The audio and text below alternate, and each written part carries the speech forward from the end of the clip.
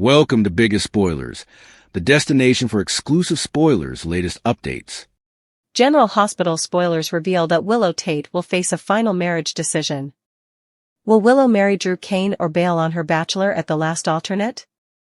During the week of December 1st to 5th, Willow and Drew's Thanksgiving marriage form will move forward.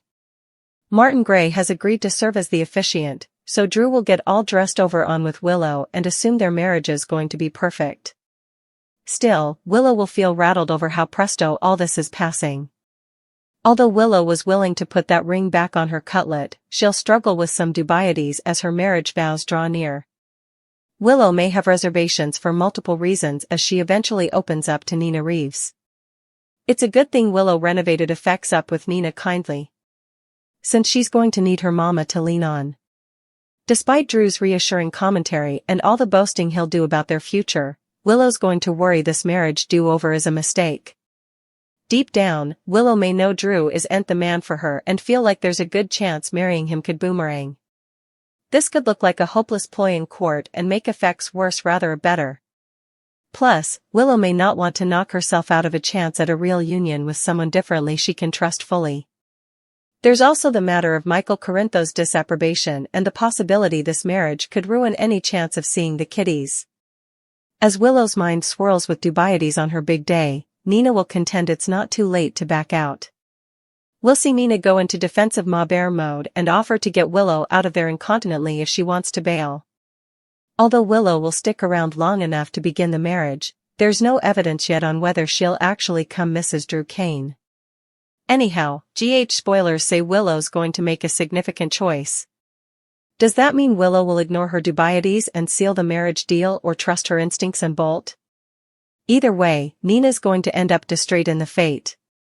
Will that be because Willow's made a marriage mistake or because Nina fears Drew's retribution over a failed form?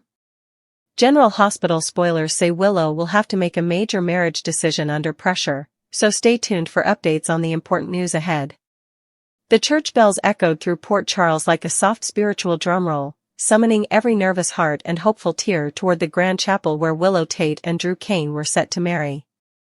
It was supposed to be a day of blessings, a day of renewal, a day spiritually drenched in the sacred stillness you feel before baptismal water touches the skin. Everything felt holy, glowing, peaceful. But peace in Port Charles rarely survives for long. Before the first vows could even be whispered, before the minister could lift his hands to bless the ceremony, before the room could settle into its reverent silence, an undercurrent of tension began to hum. It was faint at first, like a ghost brushing the back of someone's neck, but unmistakable. Something was coming. Something massive.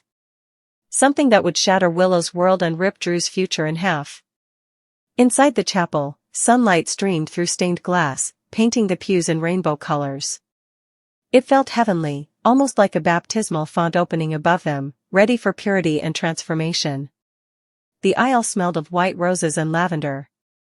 Willow stood near the altar in a sweeping gown that floated behind her like a cloud, her face glowing with hope. Her hands trembled, not out of fear, but from the emotional weight of everything she'd survived. Between leukemia, bone marrow transplants, grief, loss, and heartbreak, Willow deserved this peace. She needed this new beginning. Drew, standing at the altar with a proud, grateful smile, believed she was his absolute destiny. Friends gathered. Michael sat with Wiley, forcing a smile. Carly held tissues. Jocelyn whispered excitedly. Even Monica had come, despite tension and history. Everyone wanted this day to be perfect. Everyone except the universe. Because the universe had chosen today, this sacred, baptism-like day, to deliver a revelation that would demolish every vow before it began. The ceremony started. Music swelled. Willow's breath hitched. Drew straightened, smoothing his suit. The minister lifted his hands. We have gathered here today to witness the union. And then it happened. The chapel doors slammed open so violently the entire congregation jolted. A cold wind surged inside. Gasps exploded through the room as Jacinda Rowan stepped in. Hair wild. Eyes frantic. Shoulders trembling. hands gripping a folder so tightly her knuckles turned white. She looked like a woman who had traveled through fire itself to get here. Willow's heart stopped. Drew's jaw dropped. Carly muttered, "Oh no, not today." Michael whispered, "This can't be happening." Everyone stared. Jacinda took 2 slow steps into the chapel, eyes fixed on Drew, breath coming in sharp, panicked bursts. Her appearance ripped the veil of peace away, replacing it with raw chaos. The baptismal stillness shattered. The storm had begun. The minister cleared his throat nervously. "Ma'am." "I'm sorry," Jacinda said, voice breaking, echoing through the chapel loud enough to shake the stained glass. "I can't let this wedding happen." Silence detonated. People weren't breathing. Willow's hands fell away from her bouquet. Drew looked like someone had unplugged the ground beneath his feet. What are you talking about?" Willow whispered. Jacinda swallowed, tears flooding her eyes. "Willow. I'm sorry. I swear I didn't want to do this today. But I had no choice." Drew stepped forward. "Jacinda, what the hell is going on?" Jacinda's gaze snapped to him. And then she said the words that would tear Port Charles apart. "Drew. I'm pregnant. And the baby is yours." The entire church erupted, screams, gasps, shouts, chaos. Willow stumbled backward, gripping the altar rail. No, that's not possible." Carly's eyes widened in horror. Michael went pale. Drew froze completely, unable to blink, breathe, or form a single thought. Jacinda stood trembling, tears streaming down her face. "I tried to keep quiet. I tried to walk away. I tried to let you live your life. But you deserve to know. Willow deserves to know." The congregation was buzzing with disbelief. But Willow's voice, shaking, wounded, trembling like someone dunked into ice water, cut through the entire chapel. "When?" Jacinda closed her eyes, her voice barely audible. 3 months ago. After the Aurora fundraiser. That night in New York. Drew's head dropped like someone hit him with a brick. Willow covered her mouth, tears pouring down her face. 3 months. "Drew, we were already planning the wedding 3 months ago." Drew tried to speak, but words broke apart before they reached his lips. "Willow, I..." She stepped back from him as if he were fire. Don't you dare." "Not yet." Jacinda sobbed harder. "Willow, please. I swear I didn't know how to tell you. I found out 2 weeks ago and kept hoping I was wrong." Michael stood immediately, fury blazing in his eyes. "Why didn't you go to Drew privately before the ceremony?" Jacinda trembled. "Because someone threatened me." Everyone went silent again. Carly leaned forward urgently. "Threatened by who?" Jacinda looked straight at Willow. "Someone who said this wedding could not be stopped. Someone who told me that if I told the truth before today, I wouldn't make it to the ceremony." Willow went pale. "Someone threatened you, because of my wedding?" Jacinda nodded shakily. "Yes." Drew turned red with fury. Who? Who threatened you?" Jacinda clutched her stomach protectively. "A woman. Blonde. Angry. She said she was protecting her family." Every head turned toward Carly. Carly stiffened. "Don't you even..." Jacinda shook her head quickly. "No. Not Carly. Someone younger. Someone, furious." Jocelyn stood abruptly. "It wasn't me." "No," Jacinda whispered. "Not you either." Willow wiped her tears. "Then who?" Jacinda whispered the name soft as a ghost. "Nina." Gasps exploded across the church. Willow staggered. Carly gaped. Of course she would. Michael cursed. Unbelievable. Drew clenched his fists. "Nina threatened you to keep you quiet?" Jacinda nodded. "She said she'd expose things from my past if I told you before today." She said the wedding needed to happen first. I didn't understand why, but then I realized. Willow's voice rose, trembling with raw betrayal. Realized what? Jacinda's lips quivered. Realized she didn't want you to look like the victim. She wanted you to be humiliated. She wanted you to be blindsided in front of the whole town. Willow nearly fell to her knees. Michael caught her arm, whispering, "Willow, breathe. Please breathe." The baptism-like imagery of renewal and purity had twisted into something darker, like murky water rising, pulling Willow under. Drew ran to her. "Willow, listen to me." She shoved him back so hard he stumbled. "Don't touch me. You lied to me." Drew's heart cracked open. "I didn't know she was pregnant." "But you slept with her." Willow cried. "You told me that night meant nothing. You told me you barely remembered it. You told me." "I told you the truth." Drew shouted back. "It was a mistake." "Some mistakes come with consequences," Willow snapped. "And yours will be born in 9 months." The congregation held its breath. The fight was far from over. Willow wiped her cheeks, breath shaking. "And you," she pointed at Jacinda, "you should have told me the minute you found out." Jacinda sobbed. "I know. I'm so sorry." Willow sighed deeply through her trembling lips. "Today was supposed to be my beginning. My baptism. My cleansing of everything I've survived. I stood at the altar ready to start fresh." Her eyes filled with rage.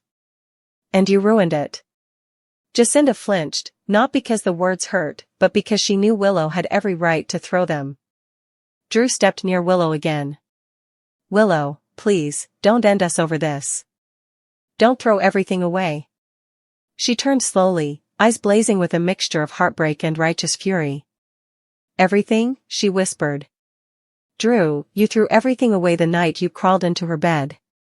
Jacinda stepped back uncomfortably. Drew's voice cracked. "It was one night."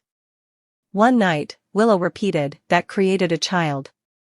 Her body shook so violently Michael and Jocelyn both stepped forward in case she collapsed. But Willow didn't collapse. She hardened. Strength surged through her like holy water turning into fire. Then her expression shifted, slow, calm, dangerous. "Drew, you should leave." Drew froze. "Willow." "Leave," she repeated, with deathly calm. "Before I say something unforgivable." Drew's teeth clenched. His throat tightened.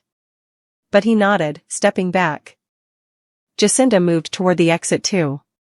"Wait," Willow said sharply. Jacinda paused.